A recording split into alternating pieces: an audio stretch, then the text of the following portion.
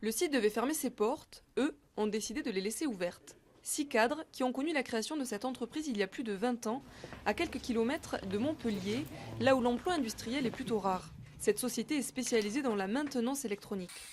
On a suivi l'évolution des matériels qui se branchaient à l'arrière d'une ligne téléphonique, côté abonné, donc de type téléphone, ensuite Minitel, donc les évolutions de technologie en passant par le Minitel, et aujourd'hui donc les technologies de la DSL, du numérique.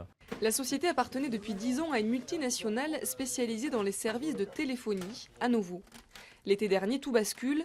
Le groupe, en redressement judiciaire, veut se séparer de ses 44 salariés et vendre le site. Les 6 cadres ne l'entendent pas de cette oreille et décident de se porter acquéreur. On n'a pas voulu accepter le licenciement tel qu'il était et on a plutôt préféré donc s'associer et recréer donc une nouvelle société, toujours dans le même secteur d'activité, la maintenance électronique. On n'a pas voulu baisser les bras et se laisser emporter par ce plan social. L'aventure continue donc, mais le pari n'est pas encore gagné. La multinationale est partie avec le client principal de Fibre Sud, Orange. Seulement 12 emplois ont pu être sauvés sous forme de CDD.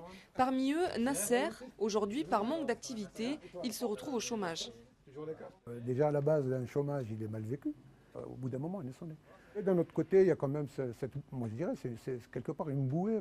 Fibre Sud, c'est une bouée de sauvetage au niveau psychologique. On sait qu'il y a un truc qui va redémarrer, on est partie prenante, on est dans une démarche, on est intégré dans un challenge. Tous les salariés sont rémunérés au SMIC et soutenus par les ACDIC. Ils se laissent jusqu'à la fin de l'année pour redresser le site.